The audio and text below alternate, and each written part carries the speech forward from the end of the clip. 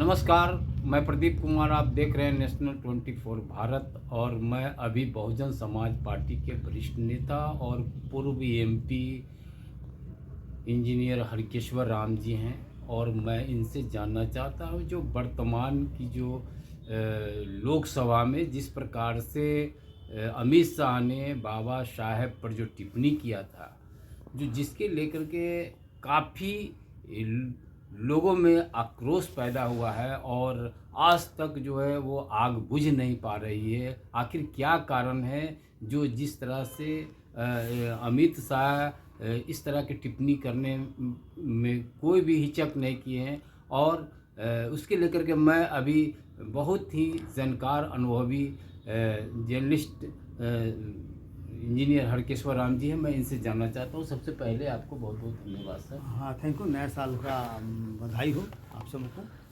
Sir, Lok Sabha में जिस प्रकार से जो है टिप्पणी किया गया है, तो क्या लगता है अमित शाह जी का जो टिप्पणी से आप क्या इससे अर्थ लगाते हैं? देखिए, सीधा सा बात है कि अमित शाह का जो जलन स्वभाव का ये प्रदर्शित करता है। उनके जो नेता हैं जिनको वो आदर्श मानते हैं, आदर्श सावरकर को मानते हैं, उनका कहीं कोई नाम लेवा है नहीं। वो जिसको बढ़ चढ़कर आगे करते हैं, नाथूराम गोडसे उनका मान ले का आदर्श है, सावरकर मान ले कि हैं, उनका कोई नाम लेवा है नहीं। और बाबा साहब आज इतने ज़्यादा लोकप्रिय हो गए, उनसे उनको जलन हो गया। और जलन मान लीजिए कि होने के कारण अकबका के, चूँकि हमेशा बाबा साहब का नाम सिर्फ वोट लेने के लिए तो सब लोग करता है, ये भी करते हैं, लेकिन इतना ज़्यादा मानने की जब हो गया तो उनको बाबा साहब के विचार से जलन हो गया। बाबा साहब से वो लगता है कि बाबा साहब का विचार अब हावी हो जाएगा। इस तरह से मान लीजिए कि चर्चा जो संसद में हो रहा था संविधान पर और बाबा साहब पर, तो उससे अकबकाहट में घबरा कर अमित शाह ने मान लीजिए कि इस तरह का बयान दिया और पाखंड की ओर ले जाने वाला बयान दिया। समाज को, देश को अंधविश्वास और पाखंड, क्योंकि जैसे ही मान लीजिए कि स्वर्ग नरक का बात करने का मतलब हो गया कि जो संवैधानिक नहीं है, संविधान में कहीं कोई जिक्र नहीं है, गैर संवैधानिक है, और स्वर्ग नरक का बात करके लोगों को दिग्भ्रमित करने का काम किया, लोगों को अंधविश्वास में ढकेलने का काम किया, लोगों को पाखंड की ओर ले जाने का काम किया। और ऐसे लोगों को इस जवाबदेही वाले पद पर रहने का कोई नैतिक अधिकार नहीं है। उनको स्वयं इस्तीफा दे देना चाहिए, और उसे भी नहीं हो तो मोदी जी को उनको बर्खास्त करना चाहिए। अगर मोदी जी अगर रिकमेंड नहीं कर देते हैं, राष्ट्रपति को स्वयं बर्खास्त कर देना चाहिए कि ऐसे आदमी जो जलनशील हो, ऐसा आदमी जो पाखंडी हो, ऐसा आदमी जो स्वर्ग नरक के नाम पर लोगों को अंधविश्वास में ढकेलने का साजिश में लिप्त हो, ऐसे लोगों को सत्ता में रहने का, गृह मंत्री रहने का कोई नैतिक अधिकार नहीं है। सर, उनको हटना चाहिए। सर, ऐसा तो कोई बात नहीं है, क्योंकि वो तो बोले कि स्वर्ग में यदि भगवान के नाम लेंगे तो स्वर्ग में जाएंगे। क्या आप स्वर्ग में नहीं जाना चाहते हैं? और स्वर्ग नरक है कहाँ? कहाँ स्वर्ग नरक है भाई? स्वर्ग नरक तो क्या है? ये तो अंधकार में डालने वाला पाखंडी चीज़ है ना। कोई देखा है कि स्वर्ग में गया है कोई? अच्छा, कोई है तो लौट के आके बताया कि हम स्वर्ग में ये चीज़ देखे हैं। तो ये तो लोगों को पाखंड में, अंधविश्वास को ढकेलने वाला षड्यंत्र मान ले कर दिया ना।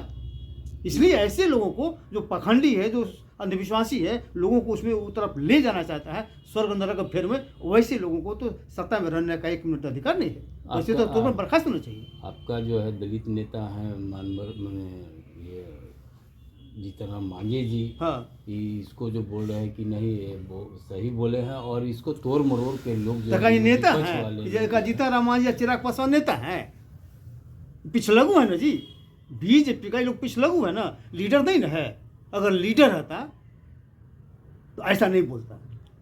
पिछलगू है कि दो चार को सीट के लिए उसके सामने मान लीजिए कि लोग अपना सिर झुकाए हुए हैं। अच्छा, आप लोग कितना आक्रोश आ रहा है सर? हाँ, और बड़े बड़े नेता हैं जो आपका चिराग दलाल है, जीतनराम नेता नहीं, मांझी, चमचा है, इन लोग है, क्यों नहीं दलाल इसके है, अलावा? नेता है ही नहीं, वो चमचा है। कैसे दलाल हो सकते हैं सर? वो पद के लिए वो पद मिला हुआ है।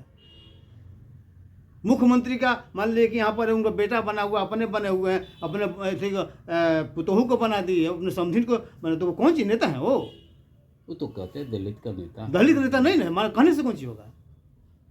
समाज क्या कहता है? दलित समाज में इंटेलेक्चुअल वर्ग के लोग क्या कहता है? जिसको कोई लोभ नहीं है, बुद्धिजीवी वर्ग के लोगों ने उनके खिलाफ तो आक्रोश मार्च निकाला ना, उसका पुतला दहन किया ना। पॉलिटिकल लोग तो नहीं था वो। आप कह रहे हैं कि सर बीजेपी का ब्रोकर है। हाँ, पासवान को दलित समाज में जो अभी है चिराग पासवान को लोग पासवान मानते हैं कि नहीं ये हमारा नेता है। जीतनराम मांझी नहीं को नहीं ये नहीं, लोग देखिए देखिए मानते देखिए हैं कि नेता मेरा देखिए नेता है। नेता चूंकि आप कैसे कर रहे हैं नहीं कि नेता ये इसलिए मानता है कि जाति का है ना, वही तो इन लोगों का खेल है। सांकेतिक रूप से जाति के लोगों को आगे करके और उसको वोट को हड़पने का साजिश रहता है। लेकिन सब लोग समझ रहे हैं ना धीरे धीरे। इस इशू पर तो पूरी तरह एक्सपोज मान ले की हो गया ही। समझ रहा है तो फिर भी तो उन्हीं को ले कहाँ वोट दिया आपकी, कहाँ हुआ उनको वोट नहीं मिला पासवान का आपकी। 5 सीट ऐसे ही जीत गए। पासवान के चलते जीत गया, पासवान वोट नहीं दिया उनको। अब आपको बता रहा चिराग को ना पासवान वोट उनको देने के लिए तैयार नहीं है। अब हो गया उनका खेल, अब खत्म। रामविलास जी का दूसरा बात था, रामविलास पासवान कभी भी इशू के साथ समझौता नहीं करते थे, अड़ जाते थे वो किसी से। तो ये आदमी अड़ता कहाँ है, ये आदमी भाग जा रहा है। तो इसलिए ये लोग नेता है ही नहीं, ये लोग पिछलगू है, चमचा है, जो आप कह लीजिए, जो है लीडर नहीं। मैंने ये लोग जो है सोशल जस्टिस के एजेंडा के साथ खड़ा जो नहीं है, जो सामाजिक न्याय के एजेंडा के साथ खड़ा नहीं है, जो सामाजिक परिवर्तन की लड़ाई में साथ नहीं है, जो अंधविश्वास और पाखंड के साथ खड़ा है, वो आदमी शेड्यूल कास्ट का लीडर नहीं हो सकता है, वो सामाजिक न्याय का लीडर नहीं हो सकता है, और सामाजिक परिवर्तन की दिशा में आगे बढ़ने वाला नहीं हो सकता है। दलाल हो सकता है, पिछलगू हो सकता है।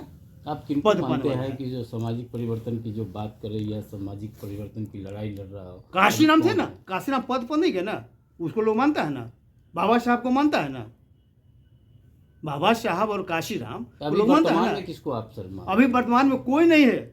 अगर सिर्फ एक लड़ रहे थे, फिर मायावती वो लड़ रही है, या अब एक्सटेंडली हो गए। चाहे अमित शाह का मामला हो, या चाहे पहले मान लीजिए कि जो वर्गीकरण का मामला हो। चंद्रशेखर भी आजाद तो आया है सर, ये भी चंद्रशेखर आजाद तो उसका पक्ष में बोला है। चंद्रशेखर आजाद तो उनका वो चीज़ नहीं है। इसीलिए ये लोग तो है ही नहीं जल्दी। खासकर जीतनराम मांझी और चिराग पासवान तो इस समाज के नाम पे एक तरह से कलंक वाले के लोग हो गए। तो जब आप कहते हैं कि कलंक है, तो फिर इसको बहिष्कृत क्यों नहीं समझ? करेगा समाज, करेगा, समझेगा तो करेगा। अभी दिक्कत हो रहा है, अभी लोग नहीं समझ रहा है। अभी समझ रहा है कि यही चल रहा है। अभी क्या हो रहा है कि चाहे बीजेपी हो, चाहे कांग्रेस हो, चाहे आरजेडी हो, चाहे जदयू हो, ये कहता है कि कुछ आपको विधायक में सीट दे दिए, आप लड़िए, जीतिए, ऐश मौज करिए। इतना ही कोई लोग समझता है कि सोशल जस्टिस हो गया, जबकि डॉक्टर अंबेडकर का सोच दूसरा था। डॉक्टर अंबेडकर का ये कहना था कि हमको तुम्हारा कुछ नहीं चाहिए। ये लोग चाहता है कि तुम नौकर बन के रहो, विधायक बनो, मेरा दलाली करो, मेरा माले हरवाही करो, तुमको पर्सनल वे में जो भी सुविधा लेना हो तुम ले लो, समाज की बात मत करो। और समाज की बात तो करेगा